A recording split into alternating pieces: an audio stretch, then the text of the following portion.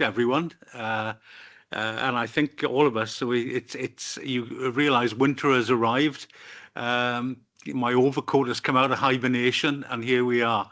So welcome to everyone, both in the room and online.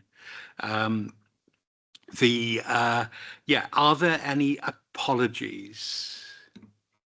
Yes, we have apologies from, excuse me, one sec, Bev Hopkins, Adam Davis and Beth Allender. Great, thank you. Disclosures, if there are any, if you could let Michelle know and she will send you the relevant form to fill in. Next item on the agenda is the prohibition of whip votes, which we know. And then we have the minutes of the previous meetings. Any comments about the minutes? Anyone? Can't see any hands up. Could I get somebody to propose that they be a true record? Yeah, thank you. There we go. And the next item is letters. There's a copy of a letter that I sent to Councillor Robert Smith, Cabinet Member.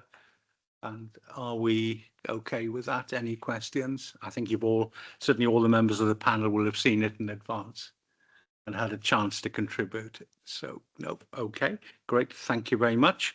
There are no public questions, so we go straight into the Welsh in Education Strategic Plan.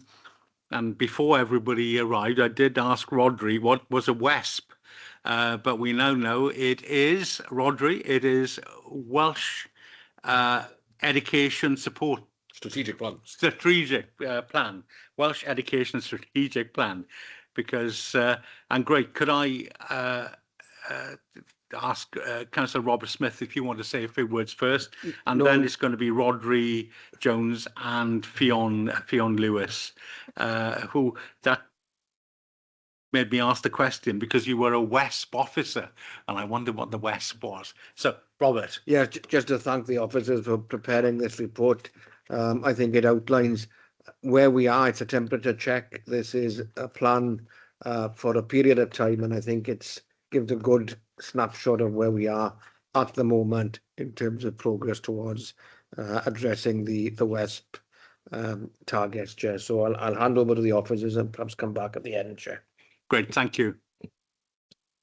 Thank you, Chair. Thank you, Cabinet Member. Yes, so this is an opportunity, really. Our Welsh Education Strategic Plan, like all local authorities in Wales have one in place, is a plan that runs from 2022 to 2032. So a plan that runs over a long period of time with clear targets set for local authorities to increase the numbers of children that go into Welsh medium education. We've been very fortunate in Swansea coming up to a year that we've managed to recruit Fionn Lewis into the role as our Welsh Education Strategic Plan Officer. So this is Fionn's first visit to Scrutiny, and she's looking forward very much to, obviously you will have seen the written report, and Fionn will take you through some of the key points that can be pulled out from that report. Fionn. Thank you. So just an overview of the report. It's the sort of progress of the WESP from the last 3 years, from 2022 and ending in 2032.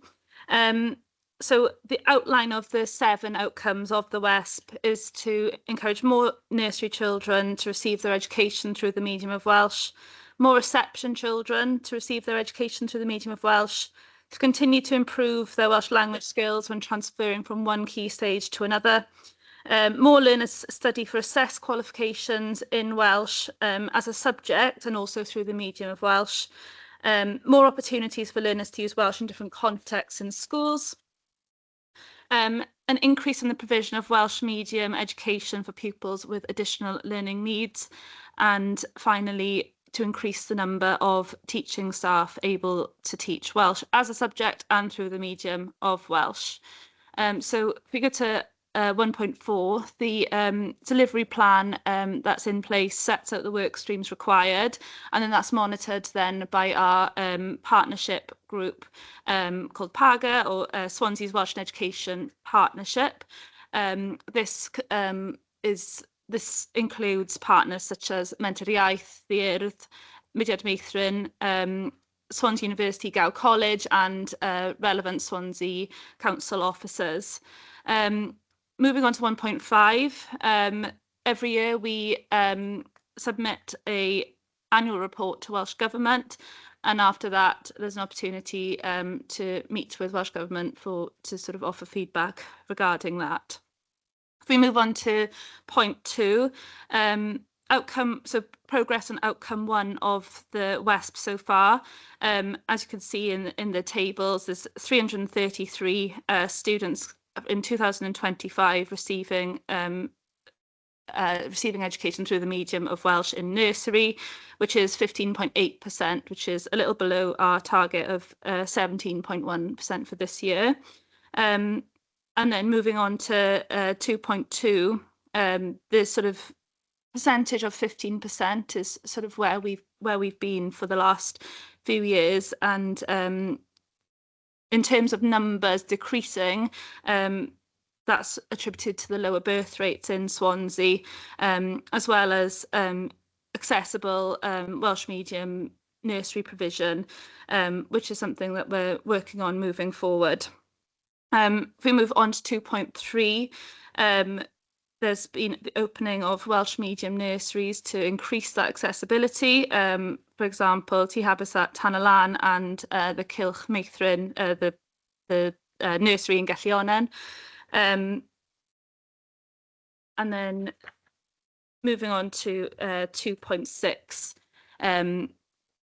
As I mentioned, the percentage numbers has remained static, but we plan to expand that provision further moving forward. Additionally to that, there's been a promotional campaign for this admissions round, specifically online on social media, and also physical marketing spaces such as in the train station and in the quadrant and bridges also.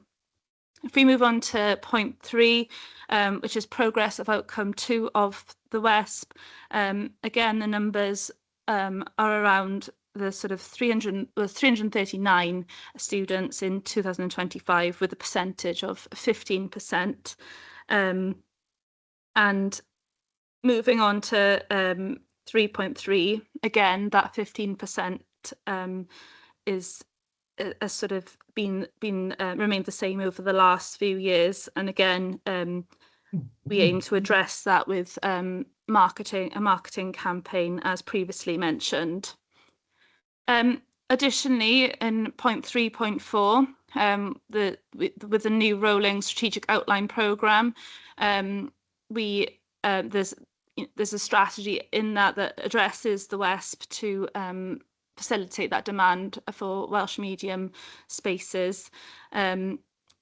And moving on to 3.5, there's also the Welsh Language Latecomer and Immersion Centre for primary aged learners, Garn Goch, which is based out of Tanalan, and that provides greater opportunities for students to join later in their join Welsh medium education later, and also for that additional support if needed. There you can see the numbers from the last few years, and there was 9 late arrivals last year and 12 that received additional support with language development. For item 3, for the point 3.6, there's also an enhancement provision at for Ysgol Gyfun Gymraeg Bryn Tawe and Ysgol Gyfun Gwyr, and that's been piloted since September 24. And again, the numbers are below for both Gwyr and Bryn Tawe, and that's to support with language support essentially. Then point 4, which is progress on outcome 3. which is more children to continue to improve their Welsh language skills when transferring between education stages. This academic year, 96.1% of learners from transferred from year 6 to year 7 in Swansea, with a few more that attend Welsh medium education outside of the county as well. So that, those are the transfer rates there. Moving on to 4.2, there has been a decline in the percentage of learners transferring from primary to secondary. In 2019, the figure was 98.17, but we're seeing that these rates are improving from that point. Then point 4.4, there's been a drive in terms of improving the sort of those transition rates, such as, as I mentioned in 4.5, the enhanced transition programmes that have been implemented by our Welsh medium secondary schools, such as musical concerts, residential trips, which help pupils familiarise themselves with the secondary school settings. If we move on to point 5, which is progress of outcome 4. This one is to look at more learners study for assessed qualifications in Welsh as a subject and subjects through the medium of Welsh. And for 2024 entries, there was 12.4%, with our target of 15% by 2032. The percentage of learners that registered and assessed for GCSE first language in 2024 in Welsh medium secondary schools was 97.2, with one learner who sat GCSE Welsh first language in the pupil referral unit.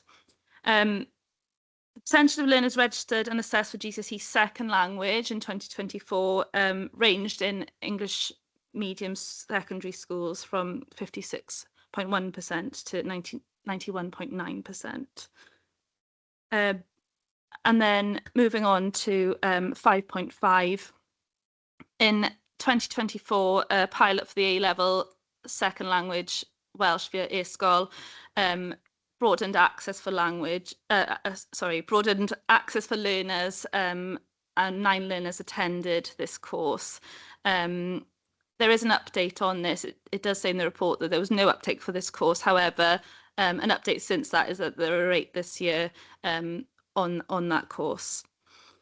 Moving on to 6, for outcome 5, for more opportunities to learn, for learners to use Welsh in different contexts in schools. There's a table in 6.1 that shows the percentage of schools achieving a bronze or above in the Siarter Iaith Awards, with 84 schools out of 94 having achieved the bronze award, and all schools now participating in the Siarter Iaith. It's worth noting as well, in 2023, one secondary school achieved the gold award, and that being the second in Wales to do so. For 6.3, it's been a really successful year with regarding to more opportunities for learners. The Year of the Eisteddfod was held locally with sort of record amount of pupils participating, as well as Gwyl Tower, which is run by Menter Iaith, with the largest footfall they've seen for that event. For 6.4, support has been given to schools with regular training sessions, reading conferences for English medium and Welsh medium schools, and Tregethlic workshops, which is a Welsh language phonics resource to support skills and to share best practice. Point 7, this is progress of outcome 6. Increasing the provision of Welsh medium education for pupils with additional learning needs. The inclusion strategy in 2023 to 2028 was approved by Cabinet in May 23, and from that we've seen a big increase with additional learning need provision, with specialist teaching facilities opening this year.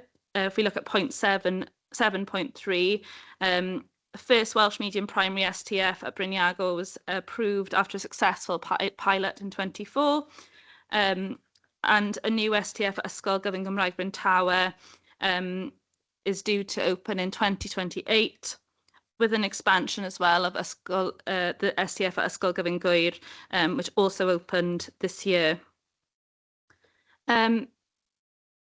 Finally, point 8, which is the progress on outcome 7. So this is to increase the number of teaching staff able to teach Welsh as a subject and through the medium of Welsh. Again, the 15% of teachers are able to teach through the medium of Welsh, as noted in 8.1. In 8.2, it also mentions about the sabbatical course, and this year there's been a slight drop in that, with two sitting on that course.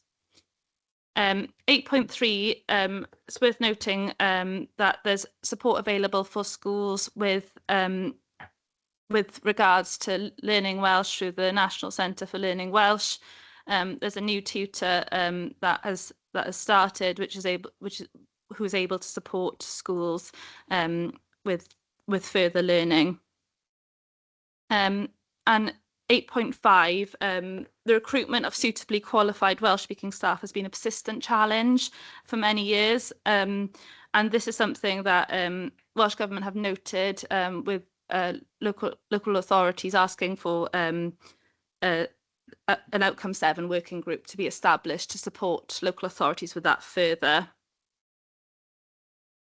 So ultimately, point 9, with the risks, 9.1 outlines that staffing remains a significant risk across all WESP objectives, and if unresolved will affect overall deliverability. 9.2 notes that if marketing and engagement strategies failed, combined with declining birth rates, then targets for increasing the number and proportion of learners entering Welsh medium education will not be achieved. 9.3 notes if funding of late immersion provision is not secured on a sustainable basis, which is currently grant funded, the service may be at risk. And then 9.4 notes insufficient availability of places on national training programmes could prevent meeting workforce development needs. And finally, if initiatives to retain learners in Welsh medium education are unsuccessful, immediate transfers to English medium schools will persist. Point 10 outlines the sort of summaries of each outcome. So with regards to outcome 1, we have established additional provision and intend to establish more. For 10.2, outcome 2, we surpassed the targets in 2023 and 24, but they dipped slightly in 2025. But again, with the strategic outline programme, we aimed to support this moving forward. 10.3, with outcome 3, transition rates from Key Stage 2 to 3 have improved slightly, and we hope that continues with the targeted initiative with transition activities as an example. Outcome 5, nearly all learners in Welsh medium secondary schools take GCSE Welsh as a first language, while participation in English medium schools for Welsh as a second language varies. Outcome 5, all schools now participate in Siarter Iaith Cymraeg campus scheme and record attendance at the Urdd Eisteddfod and Gwyl Tawe. Outcome 6, there's been a lot of growth this year, especially with the specialist teaching facilities in Briniago and the expansion of Gwyr opening in September 24, with the STF in Bryn Tawe due to open in 2028. And then finally, the number of teaching staff within Welsh medium education has remained unchanged overall. So recruitment of qualified Welsh-speaking staff remains a challenge. Yeah, that's it. Theon, thank you very much for that really thorough report. Thank you very much. Yeah. Are there any questions from anyone? Yes, James. Hiya. Thanks very much. Thanks very much for the report. It looks comprehensive. I think when I was reading it, and correct me if I'm wrong here, but as a broad strokes, I would say from looking at the report, it looks like the provision for the Welsh language is improving a lot. There's a lot of improvements in place, and actually, I've seen it when we've been going around some of the schools. Like I was asking the students about it in Gowerton when we were there recently, and there was obviously a sort of a real love for it. But looking across the numbers on most of the outcomes, they broadly seem to be flat. You know, there's a bit of noise here, a bit of noise there. Some of them look a bit bad this year, but actually on average they're fine, and some of them look a bit better this year. I guess what I'm really asking is a little bit beyond this report. When do we think that we're going to start to see some of those levels begin to sort of maybe consistently tick up? Because the provision looks brilliant, but I personally, I just love to see more people interested in the language. That's got to be the goal long term, hasn't it? So that's probably more a strategic level report, and maybe people who were planning back in 2021 might be able to sort of comment more on that. You know, are we really progressing? I think Audrey's got his hand up. Thank you, James. Yeah, thank you. Got to be honest, excellent observations on the report of where we're at, and it's interesting when you look across Wales since we local authorities put the Welsh Education Strategic Plan in place. Across the board, really, we've seen that plateau. I think when the West came into being, it was due to start just before COVID. And then eventually, with everybody's attention turning elsewhere for that period, where we were probably on a bit of an upward trajectory as far as the interest in the Welsh language, the interest in Welsh medium education, and I think society lost a bit of confidence in Welsh medium education. I think that's when we saw a drop off in the rates of transition as well, where we had people questioning more. Having had children that hadn't been immersed in the language in our Welsh medium settings. So I think that set us back slightly. Over the 3 years then, obviously, the work has started to sort of get a lot more information out there and increasing the visibility of the language. And this means across Welsh medium settings and English medium settings. And it was lovely to hear you mentioning Gowerton, and Gowerton Comprehensive School is the second comprehensive school in Wales to have that gold standard for the use of the Welsh language within their setting. But obviously, the overall target set by Welsh Government for us is, you're right, to increase the numbers that are going into Welsh medium education.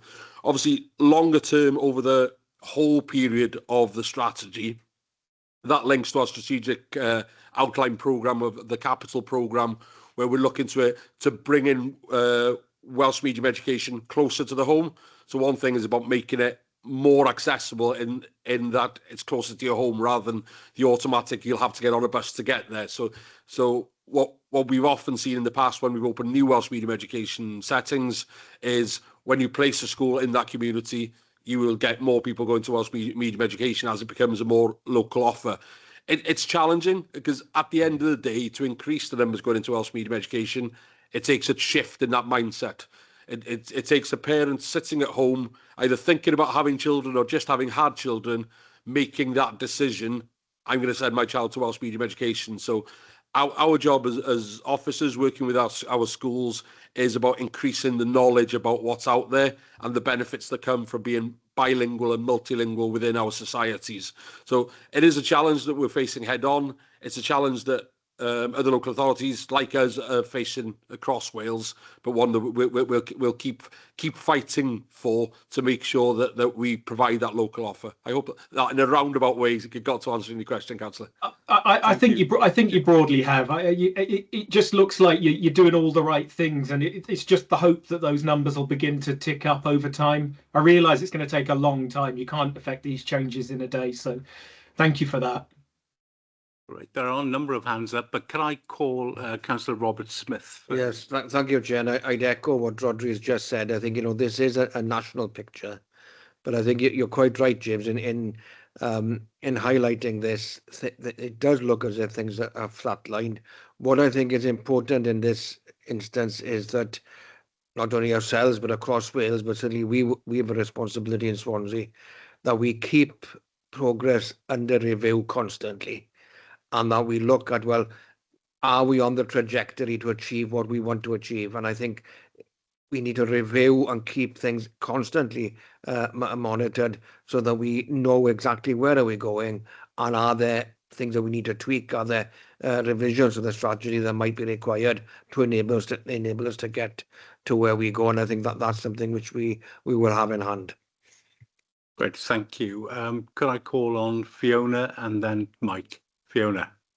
Diolch yn fawr, Ffion a Rodri. Can I ask what, in terms of partnership and encouraging Welsh medium education for, as you say, young learners, what support is offered to parents or carers to learn Welsh if their children attend Welsh medium education?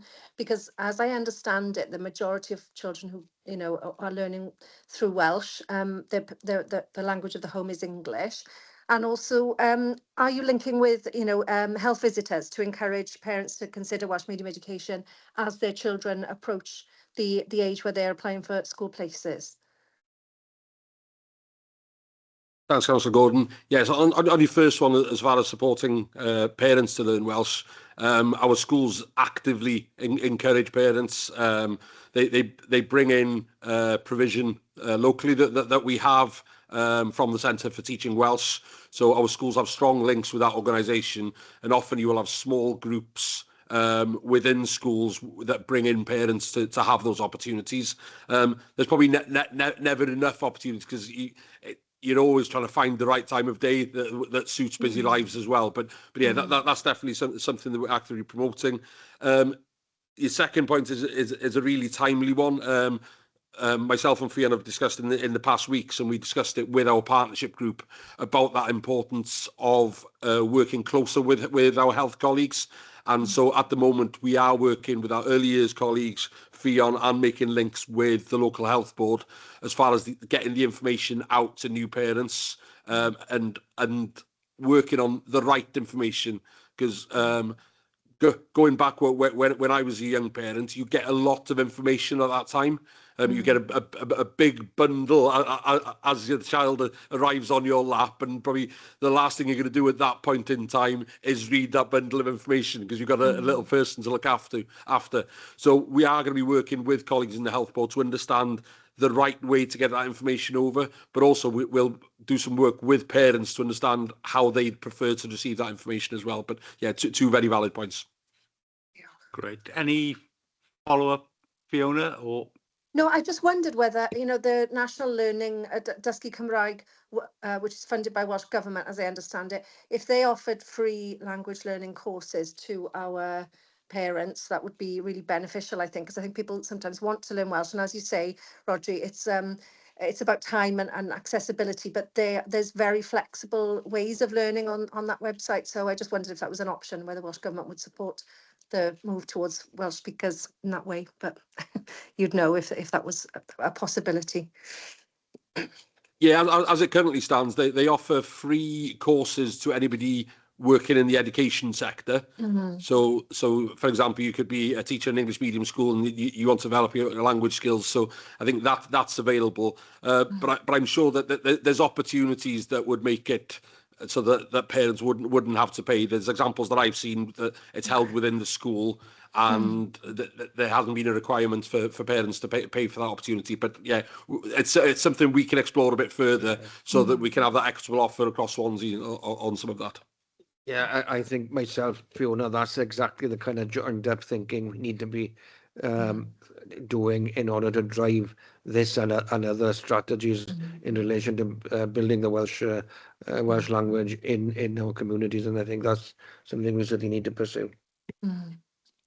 Great. Thank you. Mike. Yeah, thanks. Obviously, it's a very important area, one which has been worked on for a long time, isn't it? But It's just looking at the advertising marketing campaign, and just like to focus on a couple of things related to that. I mean, we've got the Welsh language promotion strategy for 24-29, and I see that the assessment will be done at the end of that 5-year period with annual checkpoints during the year. So, you know, from that point of view, I think we're assured that you know, that the progress in developing and providing Welsh medium education is progressing. But I just wondered, there were two specific questions I wanted to comment on.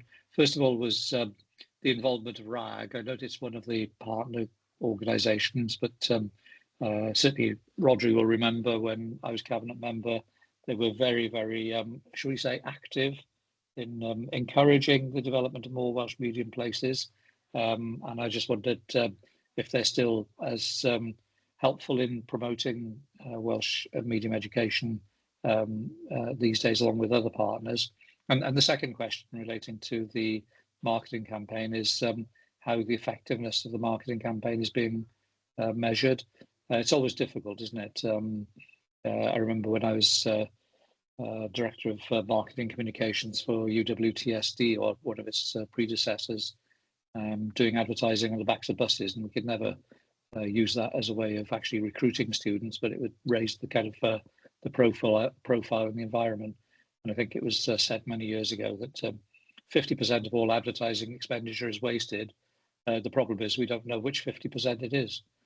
So just wondered, you know, what mechanisms are being used to monitor the effectiveness of the marketing campaign. I think it's Rodri. Yeah. Thanks, Mike. Yeah, on rhieni dros addysg Gymraeg, RAG, yes, RAG are still actively involved in Swansea and nationally. As similar to when you were cabinet member, Mike, the cabinet member and the director and myself meet with RAG on specific occasions. We've got a meeting in the diary with them in a few weeks, actually. But in addition to this, the National RAG Officer sits on a couple of our working groups. So a working group on marketing and working group on early years. So we're pulling on their experience of work they've done in other parts of Wales. They challenge us, as they always have done, but also they are supporting us with solutions in that space as well. Effectiveness of marketing is always an interesting one, isn't it? As in, similar to you with a background in communications and some marketing. I think our initial effort on marketing in this space is it's about putting the idea in people's minds. So rather than going out to our communities and telling you need to go to Welsh medium education, it's more about prompting the minds. Have you thought about your child going to Welsh medium education? So that's how we've been approaching it. The end point really is if we see an increase in the numbers that are choosing to go into nursery education in our schools in the coming years. So I think it's as broad as that at the moment in how we measure the impact of that marketing, and then it's possibly we could do follow up then with parents that in our early years and nursery settings on why they made that decision to go to Welsh medium education, and we might be able to follow it through that way. But yeah, nothing very scientific at the moment at this early stage on that one, Mike. It might be worthwhile. I don't know if it's something you're already thinking about, Rodri. Is you've talked about talking to parents who decided to go into Welsh medium education for their children. Wondered if you could capture the thoughts of those who had inquired about putting their children through Welsh medium education, decided not to. What were the factors leading to that? Was it relating to some of the things that Fiona was talking about, lack of Welsh language in the home, or whether it's just due to distance travel to the nearest Welsh medium school, or whether there may be other factors, and for those to be addressed? Thanks, Mike. Happy to follow up on that one, definitely. Thank you. And thank you very much. Any other questions from anyone? If I could just do one, are there, you mentioned about the fact that there are difficulties in recruiting some Welsh language staff, and I understand that. Are there any schools without any cover? And if so, what do we do to make sure that we do get cover in those schools? Thankfully, we're not at the point where we're not providing the right staff in our schools. I think what you probably see is less applications for jobs when we're recruiting. If I focus on teaching assistants, for example, I think there's a challenge across the sector in recruiting teaching assistants in our schools.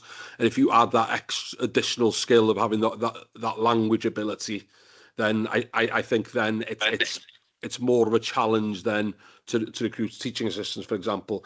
And from having discussions with our schools, you might then end up having a teaching assistant whose language ability is less than you would have liked, and then you provide support for them to increase their language ability, whereas ideally you'd have them come in with a higher level of language ability within those classrooms. So I think it's something we're seeing across Wales again, is that if we are going to be increasing the number of Welsh medium schools across Wales, then that challenge is how do we ensure that pipeline of head teachers, senior leaders, new teachers, teaching assistants, etc., within the system to furnish that delivery of additional spaces. Then. Thank you. And Fiona's got a hand up. Fiona. Sorry, yeah, thanks. Just to come back on the factors that influence parents in choosing education through Welsh medium or not. It's quite current for me personally at the moment, because my 2-year-old grandson is, my son and daughter-in-law are considering which school for him to go to, and it was considered to send him to Welsh medium school, even though the parents don't have the confidence in speaking Welsh themselves. But that's something that could be overcome. But there's something else that might be a factor is speech delay, speech language communication issues, which we hear are on the increase, whether it's a delay or a disorder, because there's quite a significant percentage of language disorders in the population, and that can be a factor in considering whether do we add on that factor of him never having heard much Welsh at all and going to school and learning a new language when he's not it sort of developing as well as we'd have hoped in the language of the home. So that's just to put out there as a factor. And as you say, Rodri, when you sort of consult and link with your health colleagues, you might find that might be one of the factors. Thank you, Councillor. That's helpful. And as Fionn touched upon, that work we're doing around additional learning needs of children, and I think you're talking there at that very early stage, and understandable when parents are making such a life-changing decision that they would be considering that. What the work that we've been doing with colleagues in the Vulnerable Learners Service is ensuring that that level of support for children is there for them, whatever their language of choice. So when you get onto that journey, that support can be provided. There's always been that concern that parents make a decision when they believe that the child has an additional learning needs, that they then might think there's more chance of them getting that support in English medium settings. So there's a lot of work gone in to ensure that we don't want somebody's language choice to be altered because they don't think they can have that support. So there's a real focus on increasing that level of support. But I take that point on board. Also, just something to touch upon as part of our marketing, what we've done via the council social media accounts is myth busting. So there's a lot of myths out there. For example, when both parents don't speak Welsh, how will I support my child with homework, etc., etc. So, and these are a lot of myths we've been busting on our social medias over the past few weeks as part of that school admissions round. So there's always support there for parents, there's always support there for learners, and what we then see is that learners that are coming from a non-Welsh speaking home are performing just as high, or if not higher than their peers that have gone into English medium. So busting those myths is also part of the marketing strategy as well. Thank you. Fine, thank you. Any other questions? Well, could I thank Fionn? Thank you very much for the report, and Rodri, and for everybody for the contributions. I think the point that James made, and I've noticed it as well, as you actually go around the schools, you do see more visibility. Very often when you go in, we're now welcomed in Welsh, whereas you wouldn't be. And there is all those small things add up in the end. So great, thank you very much. And we move on to the next item on the agenda, which is a briefing on literacy, with particular reference to reading support.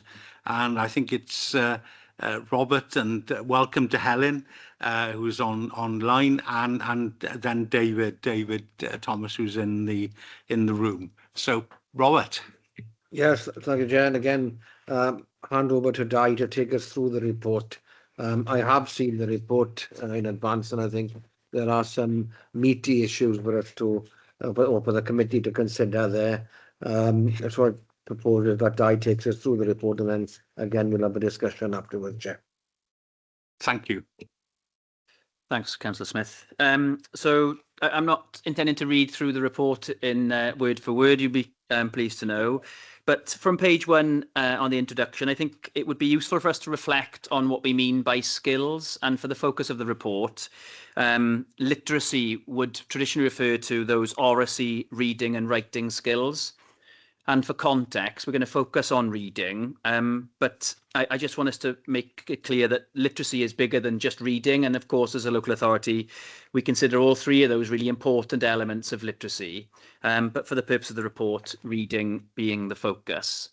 Moving on to the second page at 1.4, what we're trying to emphasise is a position where all teachers are teachers of reading.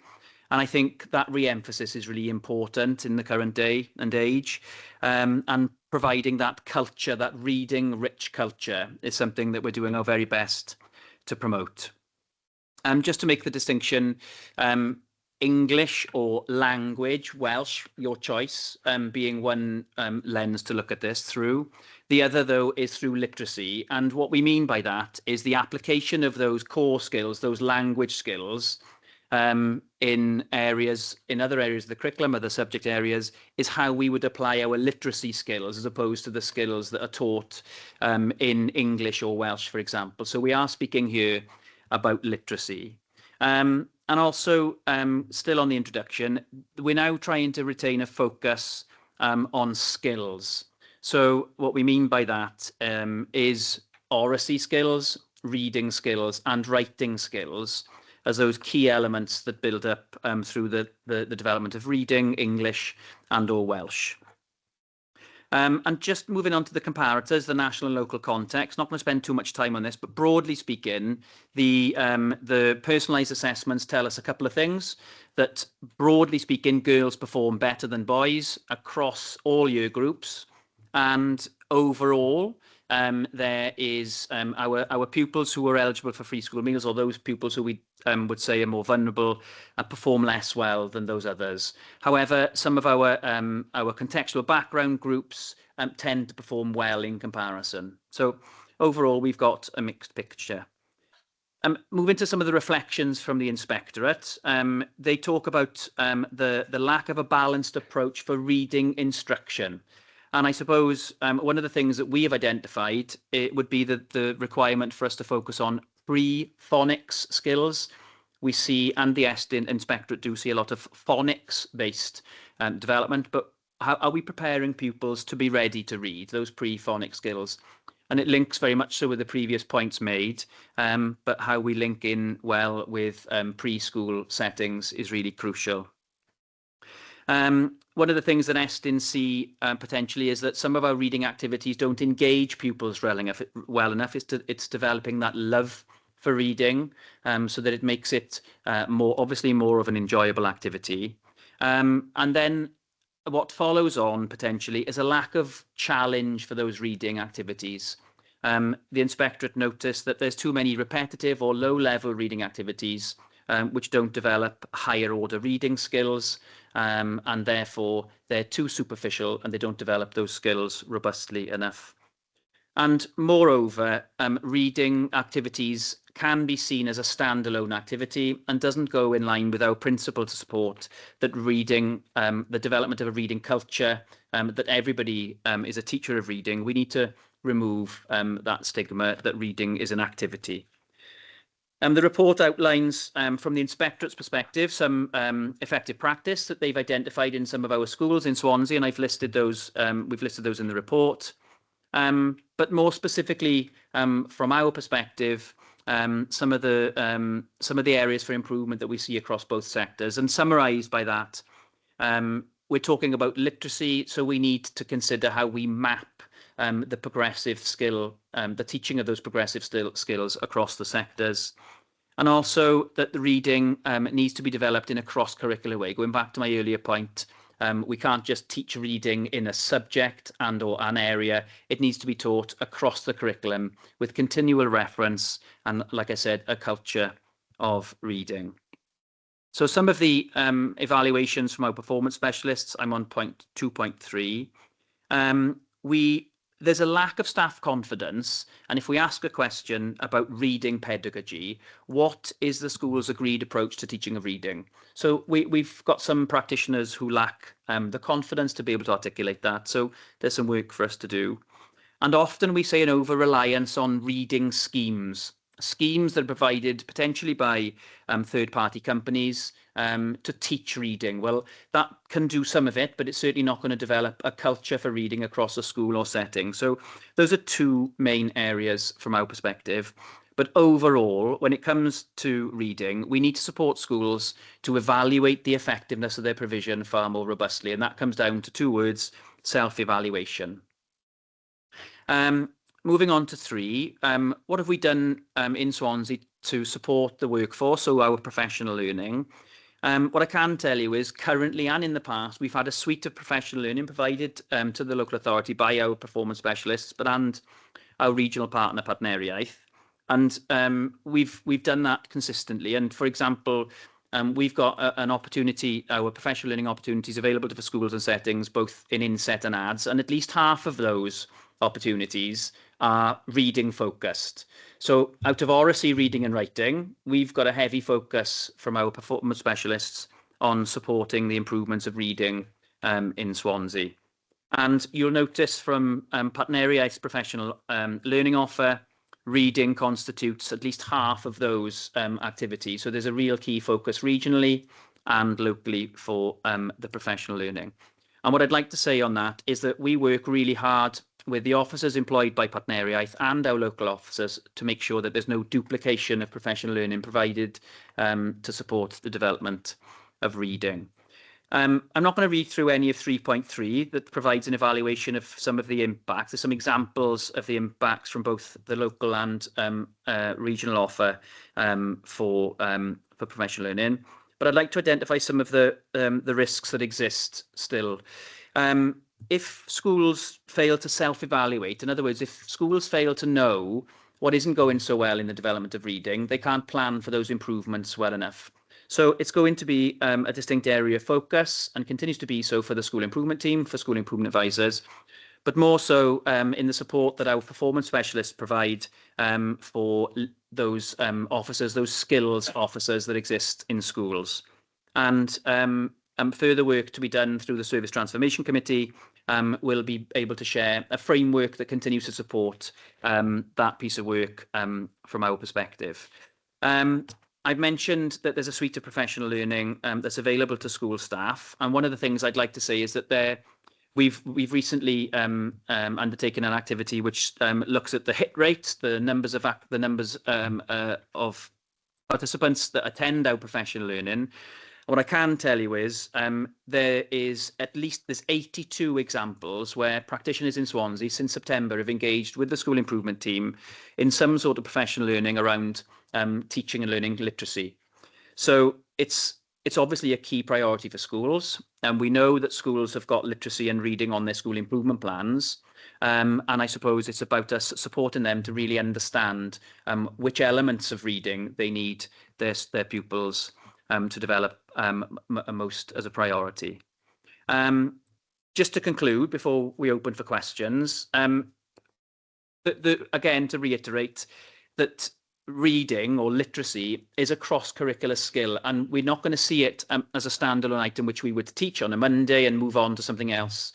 We need to continue to teach reading throughout the day. It needs to be part of every learner's daily diet, and that takes a shift sometimes in pedagogy, in our vision, and we're going to support schools to do that, but is a fundamental element of Curriculum for Wales.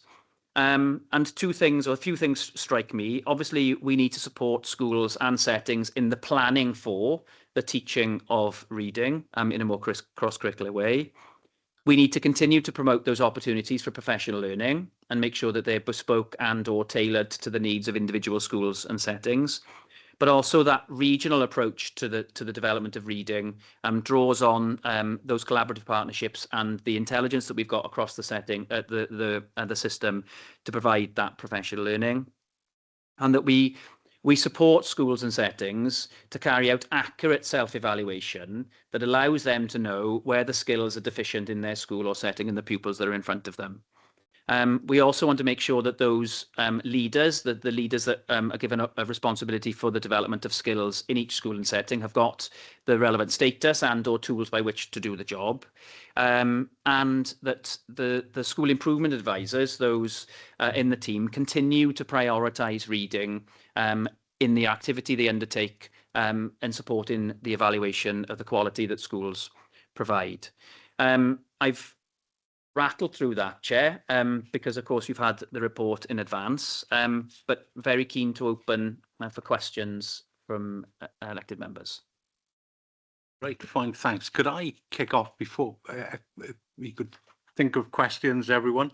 But a couple of things really is that obviously when children leave primary schools and they go from the primary cluster up to the comprehensive school, that can be an issue where they're all at different levels possibly, and how that works.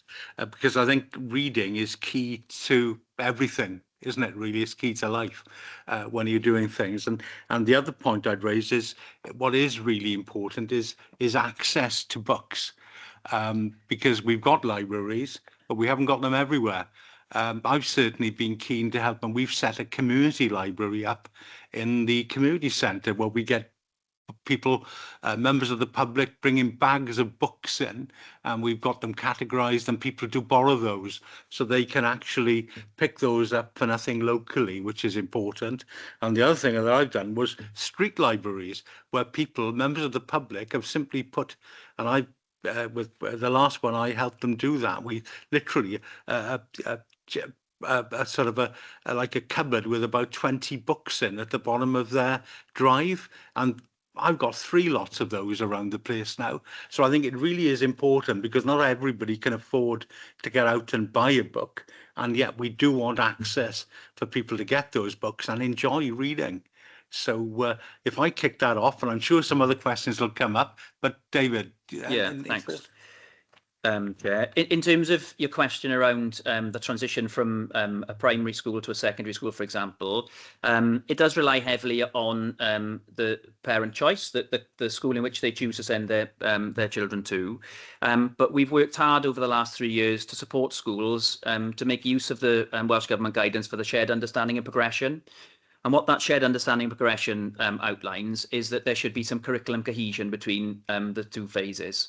And what we know happens is that schools have, in the main, have developed some cohesive curriculum maps, and that includes the provision for reading. And I know this group have attended at least 2 clusters in the last 12 months that have been able to articulate that. And where they are most effective, our primary school practitioners and our secondary school practitioners agree on a cohesive approach to the development of those skills. The context is different, but the skill is very much the same. So in the most effective examples, those shared understanding of progression, those transition plans are firmly in place.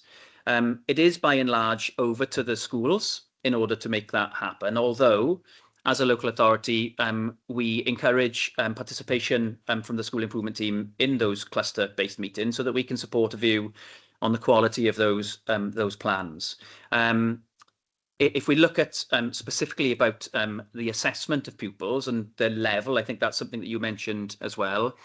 Again, schools have autonomy in the way in which they assess pupils, but we have got a national indicator, which is the personalised assessments, and schools, in the best example, use that well to identify pupils that come from the primary school to the secondary school and can access additional support and or intervention as required. So again, that's a consistent question that gets asked by the school improvement advisors of head teachers and skills leaders and assessment leads across the board, but does remain a challenge given the transient nature of our population and the pupil choice in terms of our clusters. In terms of providing access to high quality texts and rich texts, absolutely right. But from our experience, I think schools do a decent job of being able to provide texts to pupils. You know, we get into a number of schools, and being the previous head teacher of a school that found itself needing to provide those texts on a regular basis, I had the ability to do that. And as a parent of a pupil, of a child in another school, you know, the school seem well resourced and they do provide that well. But I take the point and well made about community assets, the promotion of that reading. It's about that community, that reading culture. And again, one of the items that we hope to be able to promote through a toolkit we'll provide will be that reading of that development of a reading culture, but involving that whole school community, with a focus on community outside of the building and fabric as well, Chair. So hopefully that answers the two questions that you've got, and happy to field any further. Thank you very much. Right, we've got Yvonne with a hand up.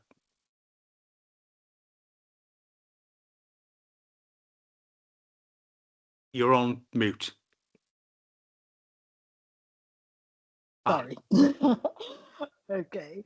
So thanks, Chair. I was saying thanks for the report. I just wondered, reading is important. You can't get anywhere without it. But I find that I deal with youngsters, in particular ethnic minorities, who read very well, but don't, if I say don't understand, they don't have the literacy, which I think is what's needed. I think what we used to call comprehension when I was in school a billion years ago. But I just wondered, is that something that's being taken into account? Because quite often when youngsters move up from primary to secondary, as you say, there is the support, but I find there's often the lack of, for want of a better word, understanding of what they've read, and to be able to transition that into living, into useful day-to-day. Yeah, thanks, Councillor. And we would agree that at times we've lost the focus on that reading for understanding. Although some of the skills that pupils enter school with are far lower than we would have expected them to be. So if we were compared to 10 years ago, we would be able to promote the use of inference and deduction skills, which essentially facilitate a better understanding, the reading for understanding.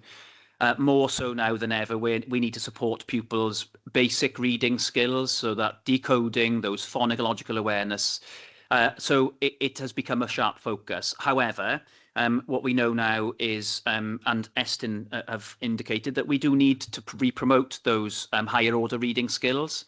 And I think we should be able to facilitate that through an improved reading culture, that higher challenge, those opportunities for reading for meaning in curriculum subjects and areas, and those champion subjects where reading both needs to be accessible, but provides us with opportunities to read for meaning as opposed to reading for the sake of it. So absolutely, I think you're right. We did lose our focus in terms of inference and deduction, perhaps to develop that reading culture. Sorry, that improved reading for meaning. But when we see really good lessons that are designed to teach reading, the most effective practitioners have a varied approach. They would develop those phonic awareness skills whilst being able to ask the pertinent questions that develop the reading for meaning, the understanding, the reading behind the words, the analysis of a picture to try and describe what the author is trying to describe. So it is there in the teaching of reading, but it needs to be consistently applied. But a really valid point, and something that we're focusing on through both our professional learning and in a framework to support self-evaluation.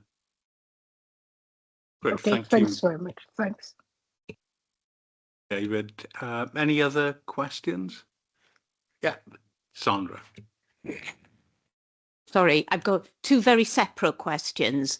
The first one is about data, or about how do schools self-evaluate and know how well their children are progressing. I mean, I'm going back to the old days where you used AWRT and a few other things to sort of assess. And I just wondered how schools are able to now measure that reading for understanding and so on. And my second question is completely different. It's what we seem to be talking about here is reading using books.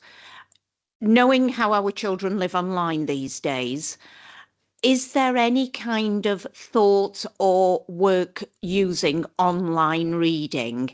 Is there an expectation they don't do it, or that they do it, or is there a tolerance? What's the general view?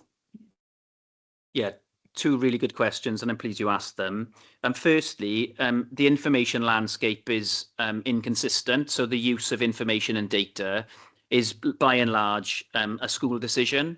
And what we will see, though, is there's more consistency in the application of a test, for example, that elicits a chronological reading age, a chronological age versus a reading age. So most of our schools undertake that tests, but other schools will use the GRT test, similar to the one that you've just described, but it's not consistently applied, and neither is there a statutory responsibility to do that.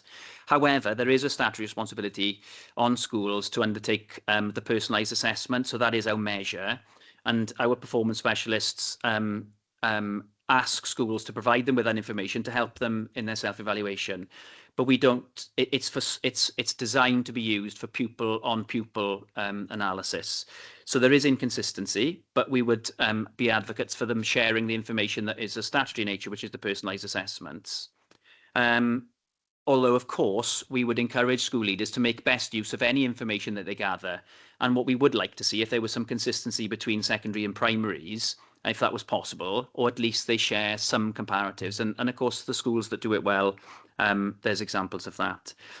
Really good question about the use of texts. You're absolutely right. The focus was on physical books, and it feels to me like we've gone a little full circle. It went through a period of time where it was all texts, and then when the emergence of Wi-Fi came into schools, and I was leading a school at the time, we did go to some published schemes that were online, and that did provide access and equity to practitioners, so that that learning could go home. You didn't need to send a physical book.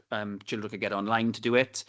But what we found was perhaps they were becoming activities that potentially could be holding activities as opposed to the teaching of reading. They became an interactive tool as opposed to a tool to support teaching. So we see more now, those guided reading activities are being facilitated through the use of a book. However, they are valuable, and the balance is down to the school. But what we know is schools tend to use them more to assist the learning of reading as an activity, but not as the basis by which they would teach reading, if that makes sense. Okay, great. Any other questions? No. So thank you very much, David. And we move on to the next item on the agenda. And hello, it's Mr. David Thomas. I got your name in here. Sorry, David Bowden. Yeah, sorry, David. Yeah, great. Well, welcome. David's looking very shocked then for a second. Yeah. So, right, David, if you'd like to go through the report, and she will have a few questions. Thank you. Yes, so the report that I put together to provide a briefing on how careers advice is implemented in schools, and then also talk about a draft design and destination strategy that we're working on, which will be implemented from January 2026 onwards. I think before I start going through some of the highlights of this report, or some of the parts of the report, I think it would only be fair to acknowledge the mature sort of collaborative partnership that we have with Careers Wales as a local authority, as being the independent, impartial advice and guidance advisory service for Wales. we've developed very good relationships, particularly over the last couple of years, which has strengthened that partnership. So we work very closely alongside them. So just picking out then 1.1, for example, Careers Wales, that they do continue to provide that all-age independent and impartial bilingual guidance and coaching service. And I think, as I reported last year to yourselves, that is framed around a partnership agreement between Careers Wales and each of our secondary schools and settings. So every year, Careers Wales will go into each school and they will sit down and they will make an agreement between themselves and the school at a senior level on what delivery will look like within that school. Very pleased to say that in Swansea we have excellent buy-in. Every single one of our secondary schools buys into that agreement. It's not the case across all schools across Wales, but within Swansea that happens and happens well. 1.3 just points out what is the service that is offered to our schools, and it's actually more than just a careers advisor. So the 3 bullet points just point out that, first of all, there is a dedicated careers advisor that is attached to every single school. But as well as that, there is a business engagement advisor that is works across a set of secondary schools. We've got 4 within Swansea.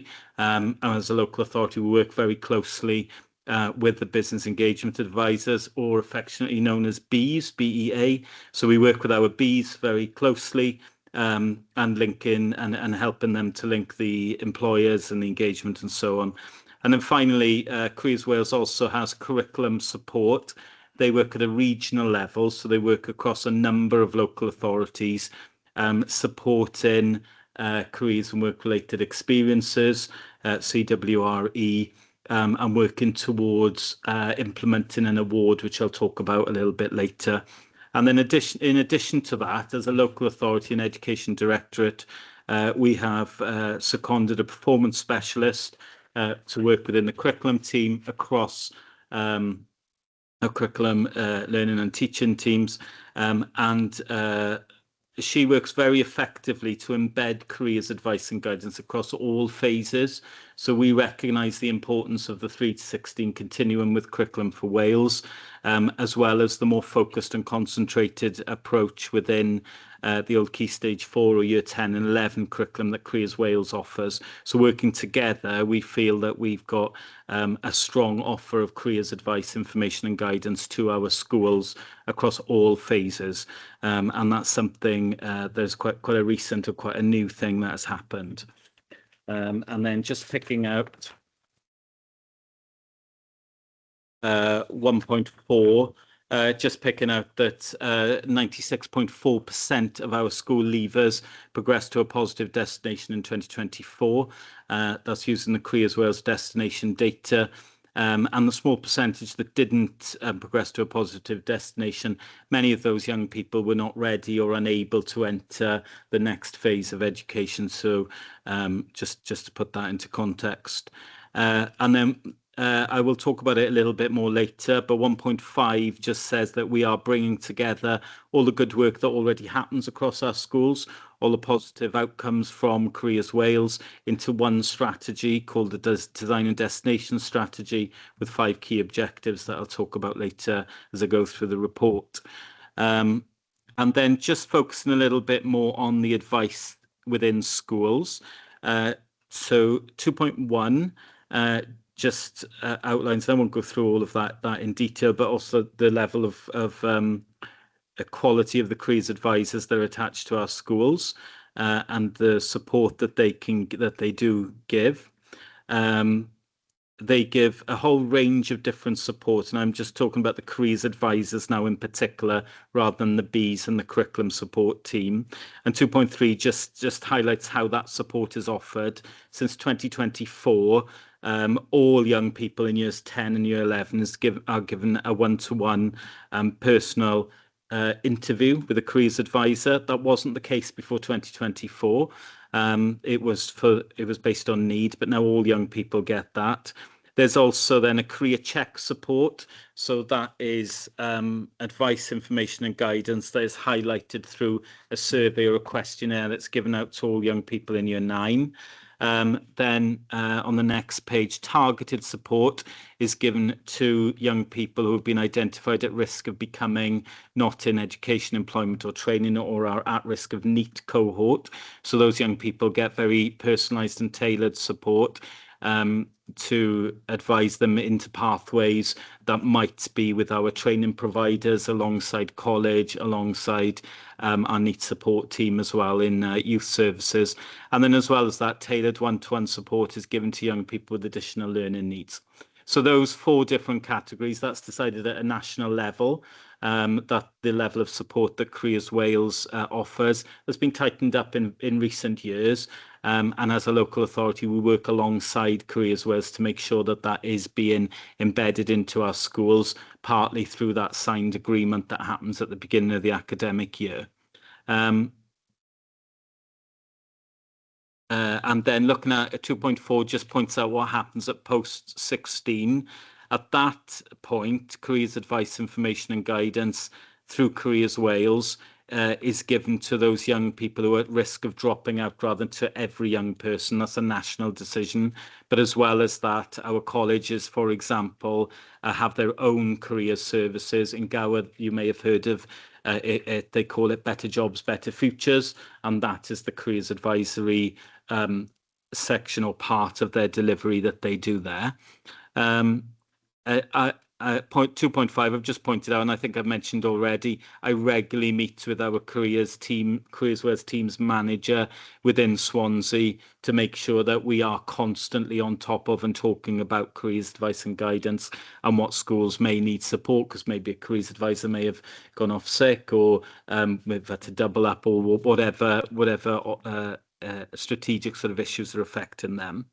2.6 then onwards just talks a little bit more about the employer engagement support that schools receive, not only through the Bs at secondary stage, but also through our seconded officer through the primary phase and onwards. It's worth pointing out in 2.7 that each one of our secondary schools is a valued business partner that they work with. And I know this sort of report crosses over with some of the feedback that I give to the Swansea Skills Partnership update in the summer. So some of these things are quite similar. 2.8 just points out the number of employer engagement activities that have happened. And then 2.9 and 2.10 just talks a little bit more about the partnerships that exists. And then 2.11 is an example, I thought, to make this more relevant through some of our employer engagement activities and some of the businesses and employers that we've reached out to.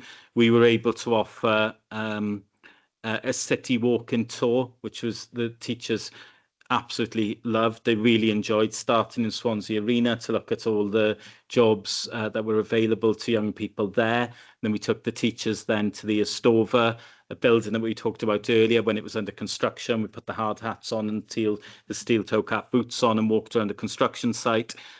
We also went to Morgan's Hotel, looked at hospitality and catering, and ended up in the tram shed location at the High Street. So it was a real walk-in tour, looking at the jobs in the digital and technical sector, and more of a discussion around more flexible workspaces that employers are now seeing. So we're utilising and using our connections with business and industry by upskilling our teachers to know more about business and how that works, and being able to pass on that careers advice and guidance to school.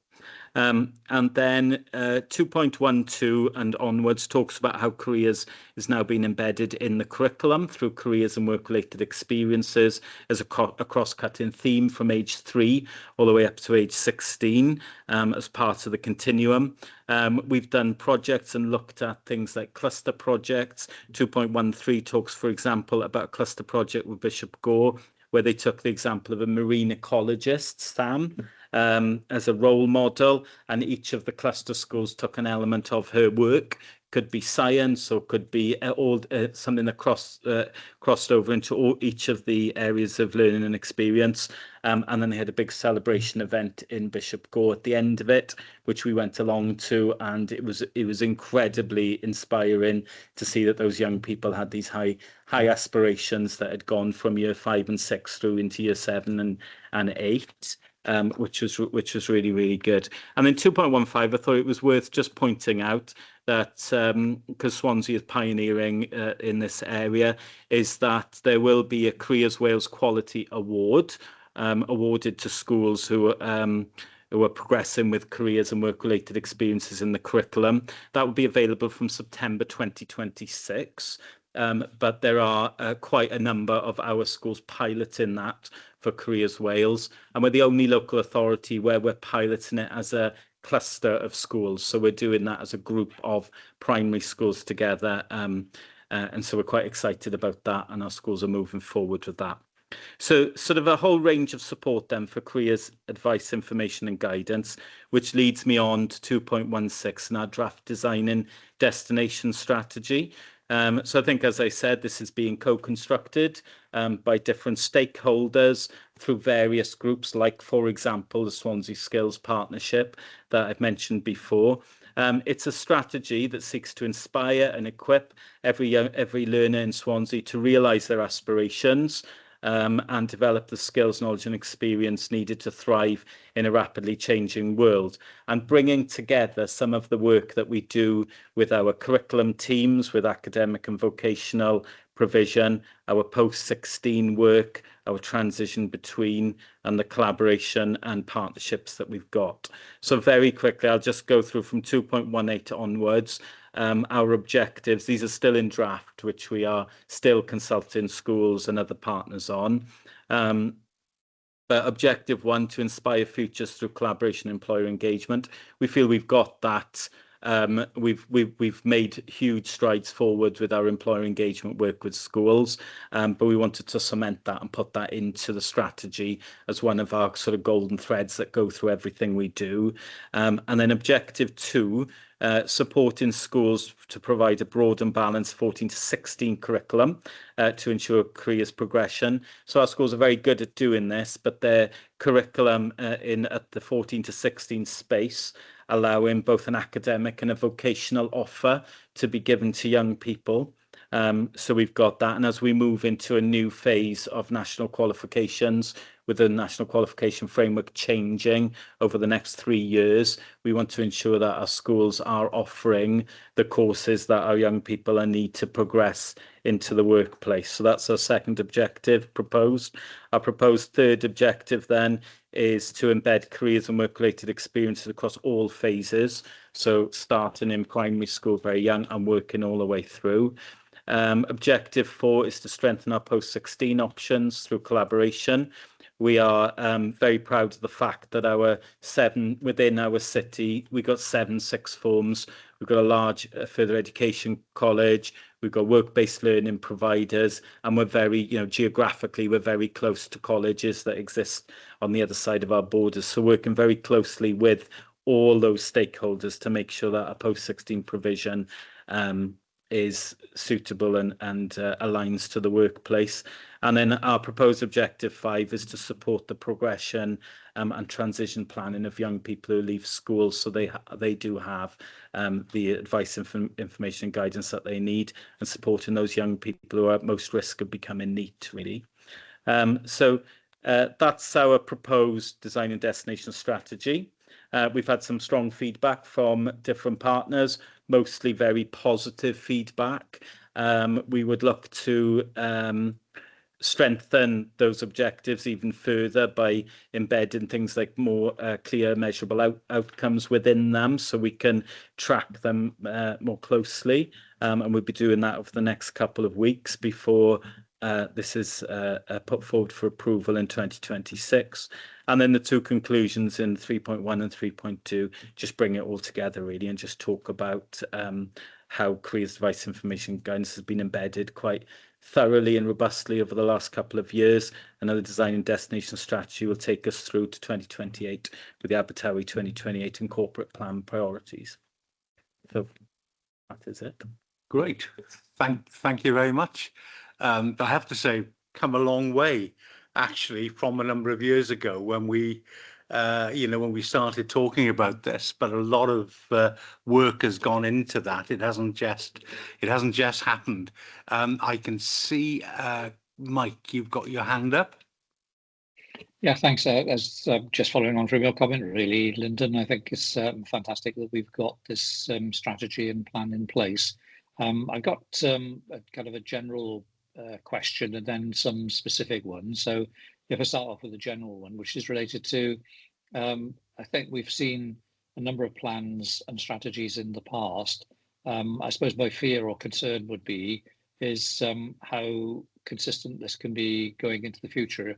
I'm not sure whether, for example, this is all funded through project, which might be time limited, or how embedded it is into the education budget, which could be subject to cuts, and whether this all this good work is not going to continue into the future. So the sustainability issue is one which I'd like to talk about. The other specific points are that I'd just like to see, I know it's kind of implicit in a lot of what's been said, but to see self-employment, setting up a business enterprise as being outcomes in terms of potential pathways for students to follow. Those can be developed whilst they're in school as much as after school as well. And it would be good to kind of see that being emphasized. I know it's coming through probably from a lot of the partners in terms of 2B Enterprising and Gower College and so on. And related to the practical work experience element, we do use the phrase now that we don't talk about work experience, we talk about work-related experience. And I know there are a number of factors which prevent pupils from participating either as kind of a week's experience in a business, in an office, or as a kind of an intern. I think there've been one or two examples recently we've seen of some good practice where youngsters have been able to do that. But I recognise that there are so many issues in terms of risks and DBS checks and insurance and that sort of thing. I wondered if those are insuperable or whether there are ways of overcoming that. And finally, the third specific question then relates to I recall in the past that there used to be schemes where teachers could be seconded for a year into industry, and industry practitioners could be seconded into schools. I don't know whether anything of that nature still exists. So as I say, there's the general issue in terms of sustainability, specific ones relating then to involvement of self-employment, setting up a business, and then thinking in terms of practical barriers to young people getting work experience, and whether teacher secondments, industry secondments are still available. Thank you. Great, thank you, Mike. I can see David, and that's David Thomas this time, has put his hand up. So he Thanks, is Chair. you're going to answer that. Yeah, and I can see that Helen has also, no, she's not. Thanks, David, it's down to you. Thanks, Chair. We'll share the response to this. Thanks, Councillor Day. In response to your first question, Mike, agree about the strategies. But as you'll know from Swansea Council's corporate plan, education have identified 7 areas, one of which is the design and destination strategy. It's firmly part of that. And what I can tell you is, obviously, as part of the service planning arrangements, it's firmly placed within that too. And also, it's part of our partnership agreement, which bridges the corporate plan and schools in terms of Abertawe 2028. So we've got a clear vision from the Directorate on the continued priority that we're given to this piece of work. And in terms of its financial backing, it comes through the local authority education grant, and we as a team prioritise that. So we, between myself, Rodri and Dave, have obviously given this priority. There's a seconded officer to that at the moment. And fortunately, we hope to see some stability in the local authority education grant provided by Welsh Government. So hopefully that puts your mind at rest in terms of the tacking down the road from a strategy perspective. We've got this nailed on in the current round till 2028. Okay, thank you, David. Thank you, David. Yeah, really good questions. Thank you. Thanks for that response, Dave. Yeah, that's good. Part of, in terms of sustainability as well, part of what myself and the seconded officer are doing is to help facilitate or empower teachers to take on some of the work that we've been doing. So rather than doing it for them, we're trying to empower and support teachers and schools to take on that so that it can be a sustainable model that continues into the future. In terms of your second question with enterprise, funny enough, we've had a professional learning day today in Swansea Arena with some of our teachers, with Andy Penaluna, that you might know from University of Wales Trinity St David's, who was taking part and done a little bit of that, to be enterprising as well, delivering on that and having a real focus on how enterprising creative contributors forms an important part of curriculum for Wales. So that's been a very inspiring day with our teachers really inspired about the idea of enterprise entrepreneurship, about starting your own business, about how you can make that happen as well. And leading into that as well, we've worked very closely this year with Craig Vale School and Alison Williams, who are, for the last 10 years, which I'm sure you're aware of as well, has done the Enterprise Marketplace Challenge in the city centre. So that's something that we will continue to do this year. And in fact, our intention is to broaden that out and invite secondary schools to take part in that activity as well. So that is very much on our radar in terms of enterprise entrepreneurship, starting your own business, making best use of local employers who have started their own business. I was also this morning in Pontedilla School where the business Mrs. Bucket was there to talk about her business and how she started that, and how that's a very successful local business that has just grown and grown. So she was there as well. So we are trying to bring together those small businesses and SMEs alongside the bigger employers like the DVLA and like Admiral and so on as well. So we've got a good range there as well. And then your third point, really interesting point about teachers spending more time in industry. I've not heard of those schemes or that happening more recently. But that would be something I would love to try and explore. And I think we would have teachers who would be very keen to make that happen. Like I talked about the walk-in tour earlier, our teachers do seem to be very inspired by seeing different employers in different contexts and learning about, for example, when we were in Swansea Arena, learning about all the jobs and opportunities that are in those sort of areas outside standing on a stage and delivering, the construction of sets and the marketing, the catering, the social media, the cleaning, all of those things. So I would love to explore that a little bit more to see if we could have extended periods of time where teachers are able to be in industry and look and see how that happens. And I think you did also mention about work experience and the practical issues of that. We are supporting schools as much as we can.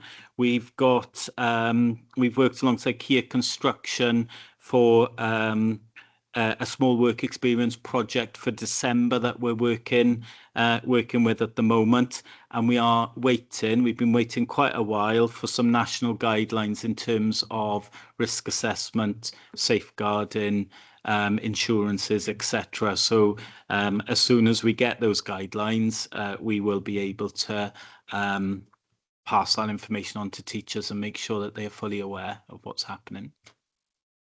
Thanks, David and David. Very reassuring and full answers. Thanks very much.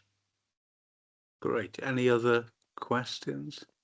I've just got 1 or 2 points, if I may, but really well done, actually. And I think the walk around the city centre there would have brought jobs to life as well for people to physically see that, and different types, and ones they would like to do and ones they probably wouldn't like to do. But that is important. I think the other point you made was the vocational offer, which I think is key actually as well, and to get people to become self-employed and create their own one-man business. And you mentioned Mrs. Bucket, who started off probably as a one-man business, now got a huge business, and real opportunities. And of course, the types of jobs change, now, and we need to, just make sure we've got that aspiration really for those children to get them in the best jobs possible. That probably when some of us, like me, were around, they didn't exist a couple of years ago. But really important for for that to happen too. So great, thanks. I can see James has got his hand up.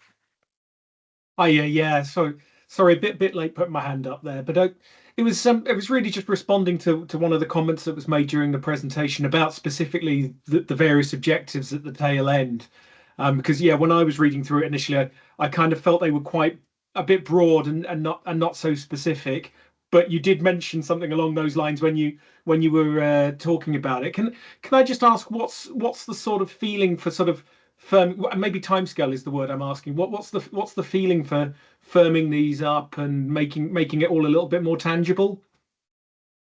I realise it's a draft as well, so I realise it will be taking time.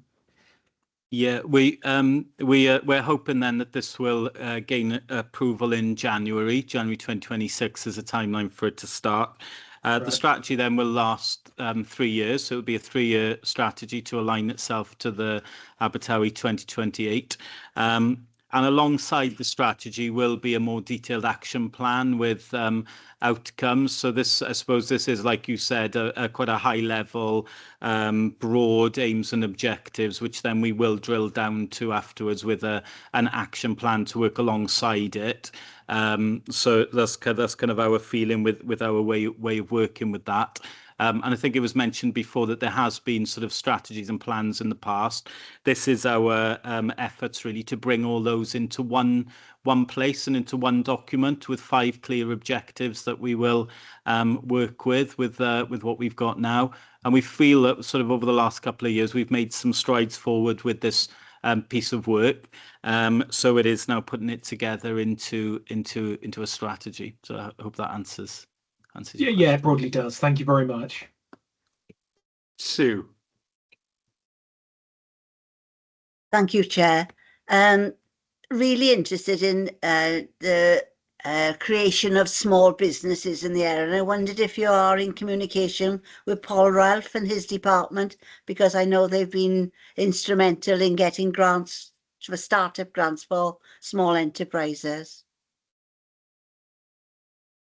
Yes, indeed. We talk to Paul and his team quite often. So yeah, we've got good links there. Yeah, great, because he does a great job.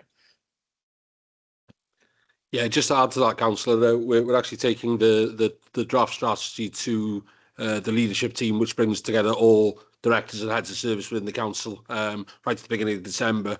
And that'll again firm up even further the work that we're doing with Paul's team, but then widen that opportunity for all teams within the council to have that opportunity. For example, exploring opportunities with colleagues in social services on how we can assist them, and widening that appeal really of when you focus as a local authority, as an employer, looking at the opportunities that there are within the council and ensure, as probably one, if not the biggest employer, one of the biggest employers in the local economy, that we can be a destination of choice for our learners when they fully understand the types of roles that are available as well. So yeah, really interested in that one.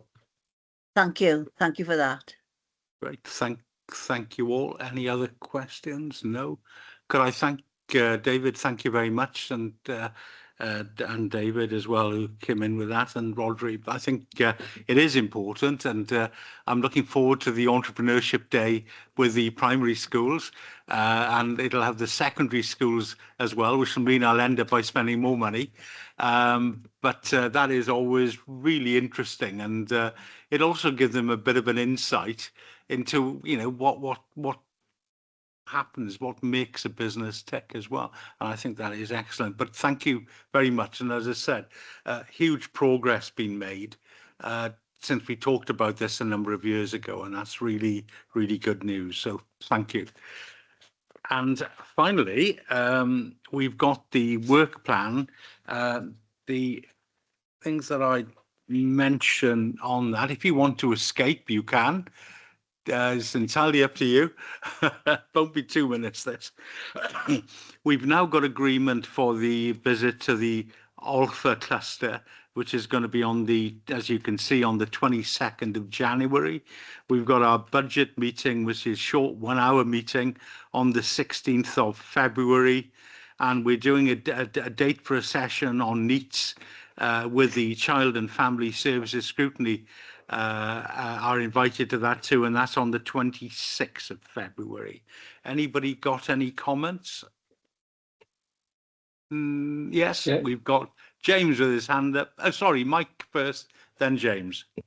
That's right. Yeah, just a very quick one, not necessarily for inclusion in the work plan, but as a member of the admissions forum, we've had some really interesting information and statistics being put to us in the past in terms of, for example, the number of applications that the department deals with, number of appeals and so on. Might be worthwhile just asking. I think I did ask the clerk if they could make contact to see whether that sort of information could be forwarded for information initially, and that maybe later on, maybe next academic year, civic year, we could be looking at admissions as well on the processes, because there've been some significant changes. And I don't know if he's still there, but David Thomas had chaired the admission forum really well before giving up shortly a short time ago. Okay, great, fine, thank you, noted. Thank you, James. Thanks, Chair. It's just a comment come question, I guess, about religion, values, and ethics. When we met previously, I did raise this sort of informally when I bumped into you, Lyndon, but there was some difficulty in communications with sort of Cardiff Welsh Government at that point, and it's not due for sort of review again until May, I see. Is it possible we could, it doesn't have to be a huge review, but just to make sure that relationship is a little bit better and is moving on in terms of Swansea getting the feedback that it wanted? Maybe not now, but in the next, in an appropriate session. Certainly, you're talking about the RVE scenario situation. Yeah. To be fair, we've that has improved quite a bit, and we have had meetings with Welsh Government and advisors and Estyn, so that has worked extremely well.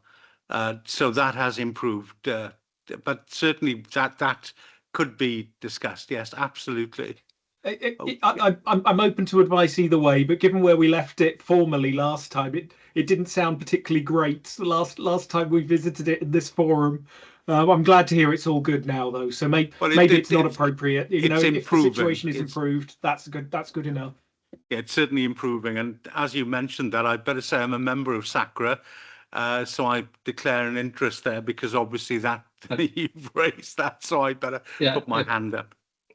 And if I could just chip in as well, it's through Lyndon's efforts and Jennifer's efforts in terms of building relationships with Estyn and the Welsh Government, and also the fact that it's been helped by a little bit more consistency in terms of who they're actually meeting in the Welsh Government. But we've had regular reports in SACRA about the developments, and as Lyndon said, things are improving, but it would be useful perhaps just to have a briefing note or something of that nature, a short one, perhaps circulated to people rather than discussion necessarily. I don't know.